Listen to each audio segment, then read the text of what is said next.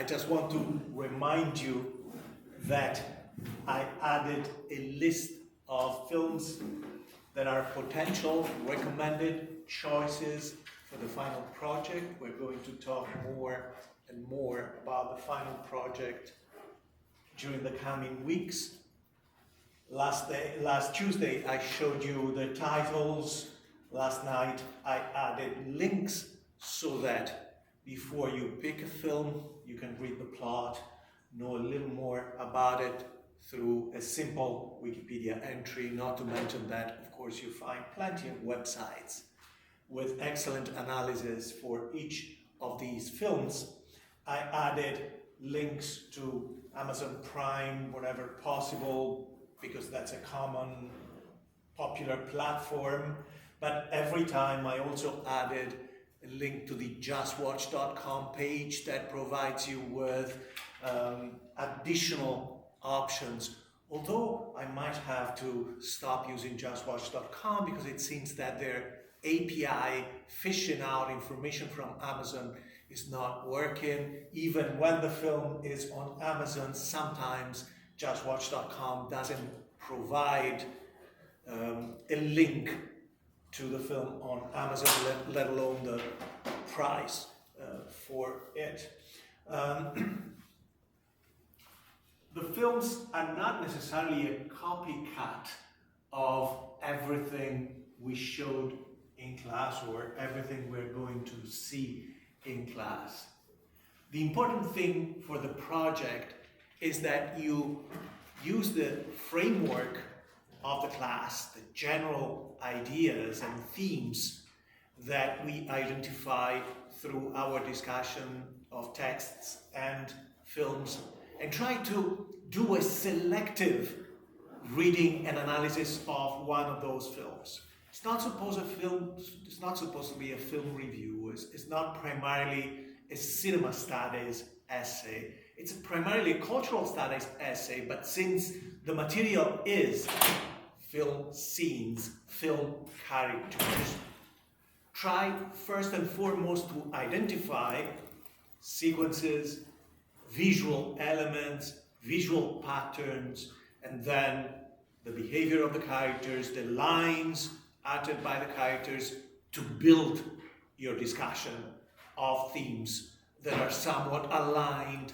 with the themes of the class. But don't try to box the film rigidly within the various schemas that I suggested, because as I said, these films in some ways are different and trying to do their own thing within the genre. So be in control, right? Do something that is interesting for you and something that makes sense for that particular film. It doesn't matter if you don't do exactly what we've done in class, as long as you don't do something else entirely, that is, say, plain reading or analysis of the film without discussing the issues of power, relationships, the various sides of power, material and direct control, immaterial influence, etc. Okay? And I'll come back to this after the break, of course. I added, as promised, a page about The Godfather that is focusing exclusively on the visual style, with reference particularly to a pattern we see in the film: inclusion and exclusions in the lives of the characters, but played out for the spectators in a visible way, whereby there are shots that I hope I'll have time to show you today, shots from outside the room. Instead of following the camera into the inner circle of the characters, you are placed in the same point of view that an outsider would have, to reflect about the dynamics of who's in, who's out, who has access to certain relationships or levels of information and decisional power,